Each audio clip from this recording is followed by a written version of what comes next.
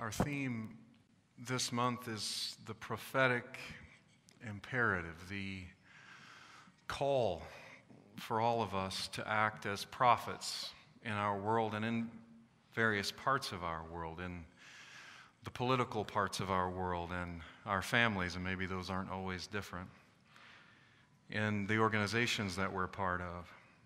The job of a prophet is to take a look at what's going on in the world and interpret the times publicly in light of deepest held values, in light of faith. Usually a prophet's message includes a call to repentance, a call to behave differently to avoid a disastrous future. It's not hard, I think, to see the need for prophets today from all corners. As we talked about last week, we're all called to this prophetic work.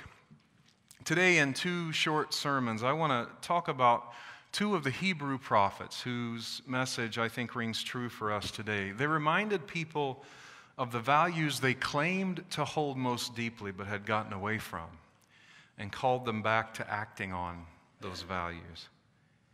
Amos is the first. The book of Amos was written in a time of relative prosperity.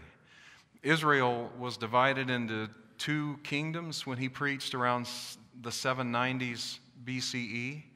And especially the northern kingdom was experiencing a revival of the arts, a revival of architecture, of commerce.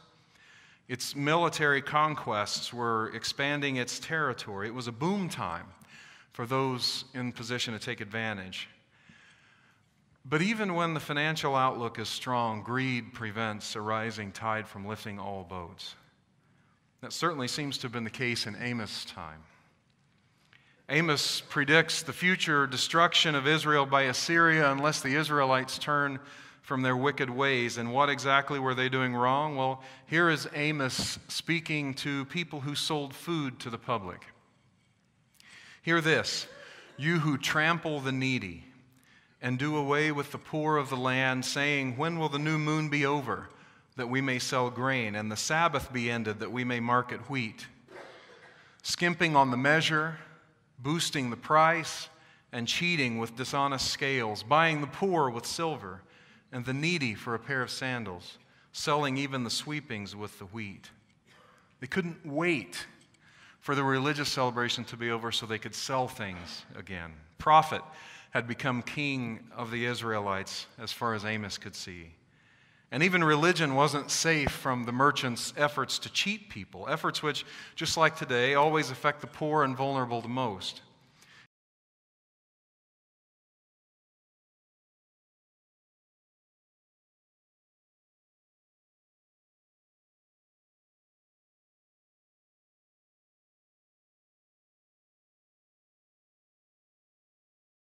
They lie down beside every altar on garments taken in pledge. In the house of their God, they drink wine taken as fines. They lie down beside every altar on garments taken in pledge. Here Amos is describing a celebratory feast at the altar of a god. The feast was held by the people who sold sacrificial supplies. You might have to travel a long way to come to the temple for a festival to make a sacrifice. And you didn't always have the necessary supplies with you, so there were people who sold sacrificial supplies to travelers. One way a poor person could take out a loan for those supplies was to offer their clothing as collateral. But there were rules about what the vendor could do after that kind of collateral was received. Here from the book of Exodus, the author has God saying, if you lend money to my people, to the poor among you, you are not to act as a creditor to them. You shall not charge them interest. If you ever take your neighbor's cloak as a pledge, you are to return it to him before the sun sets, for that is his only covering. It is his cloak for his body. Pause here. My capitalist mindset, I think, well, how's that going to work? How's anybody ever going to make money? But the concern, that doesn't seem to be the highest concern here. Get him back his cloak because it's his only covering. What else shall he sleep in? Exodus continues. And It shall come about that when he cries to me, I will hear him, for I am gracious. So what Amos is describing is a group of well-off people lying around eating rich food, wearing the clothing that they have swindled from the poor, and drinking wine that they've received as payment for fines unjustly charged to the poor. The wealthy profiting by taking what little the poor have and using it for themselves. Now maybe you're thinking, our culture, nothing like that. Here's a paragraph from an article in The Atlantic last year describing what I think has to be one of the most evil practices in modern-day America.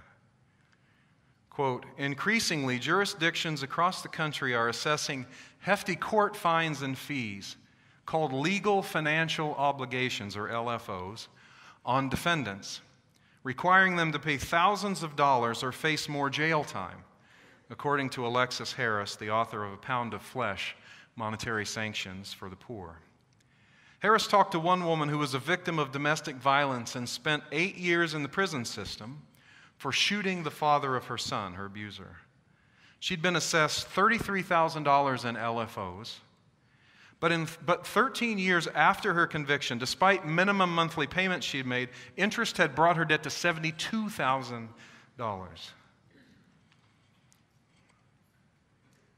Well, Amos says God is repulsed at such practices, speaking back to his people. He pictures God as gagging at the thought of sacrifices from people who take advantage of the poor. He puts the following in God's voice. I despise your religious festivals. Your assemblies are a stench to me. Even though you bring me burnt offerings and grain offerings, I will not accept them. Though you bring choice fellowship offerings, I will have no regard for them.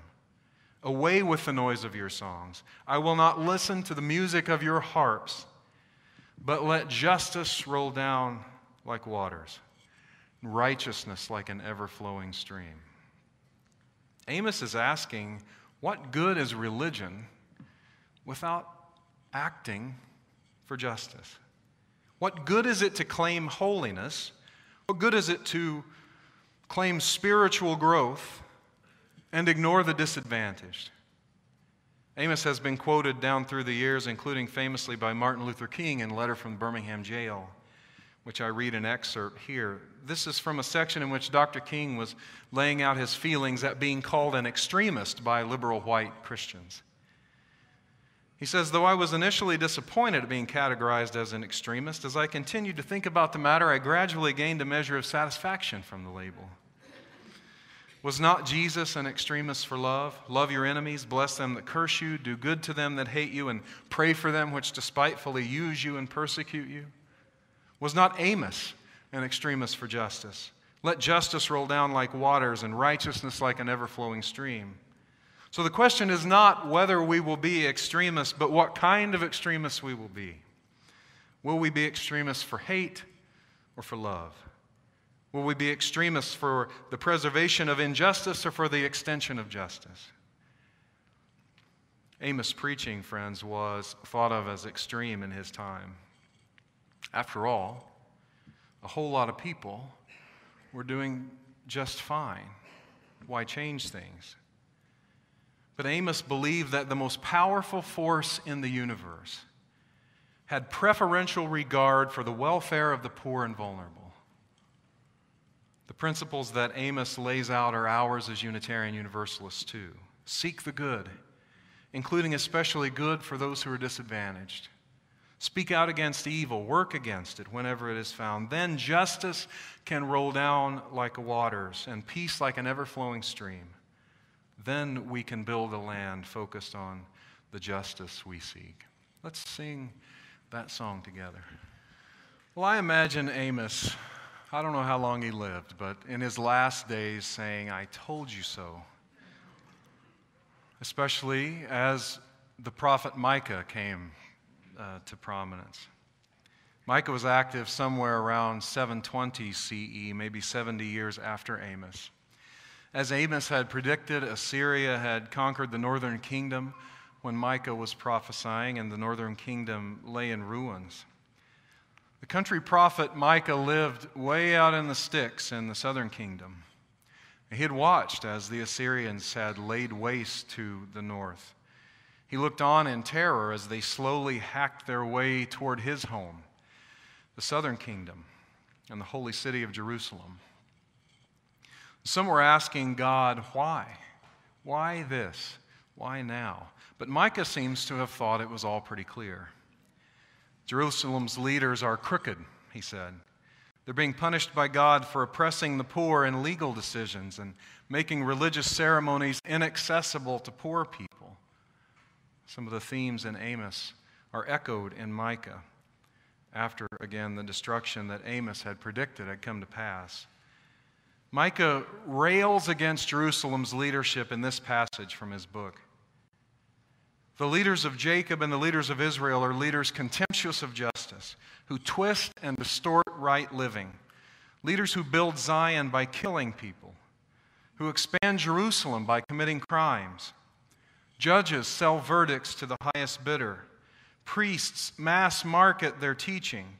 Prophets preach for high fees, all the while posturing and pretending to depend on God. We've got God on our side. He'll protect us from disaster. Because of people like you, Micah says, Zion will be turned back into farmland. Jerusalem will end up as a pile of rubble, and instead of the temple on the mountain, a few scraggly scrub pines.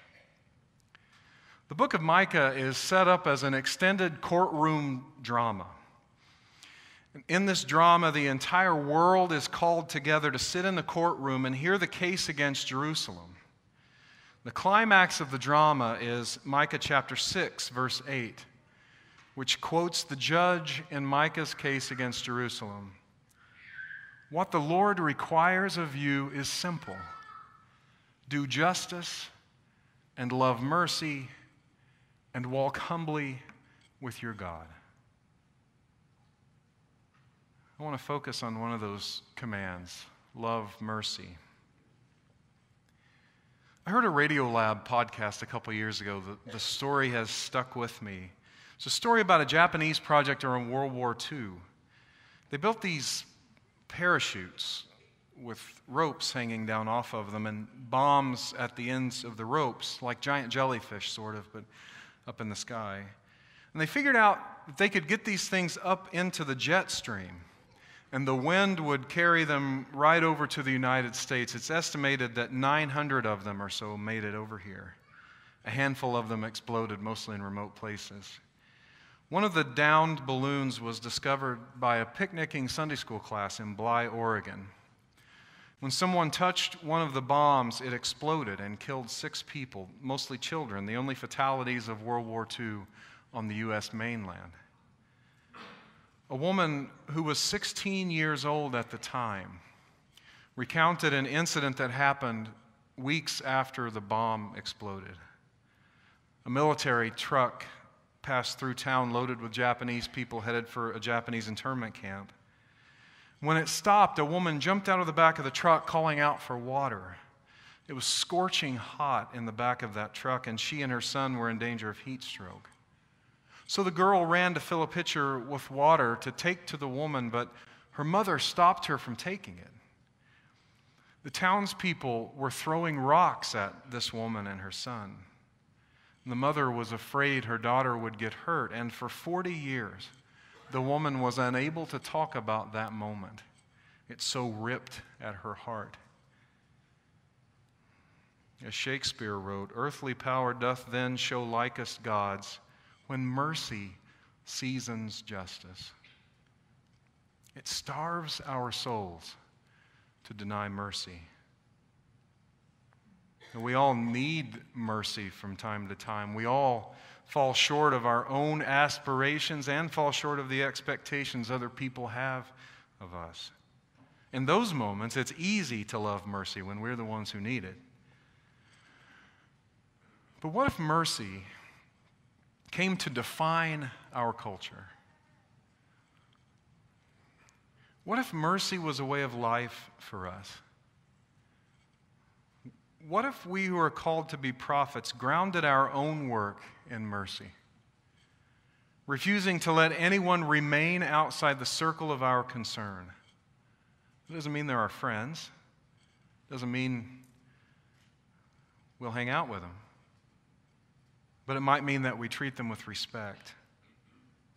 How would our personal lives change if we loved mercy and sought out opportunities to offer it in as many of our interactions as possible?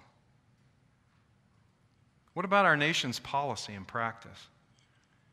If we made mercy a priority right alongside justice, might we, for example, have fewer people in prison? Surely we would. Prioritizing mercy, loving people over profit, surely would not allow prisons to become profit centers. Micah asked us, what does God, or if you don't prefer that language, what does love itself require of you? But to do justice and to love mercy and to walk humbly. Let us be people whose sense of justice is tempered with mercy. Amen.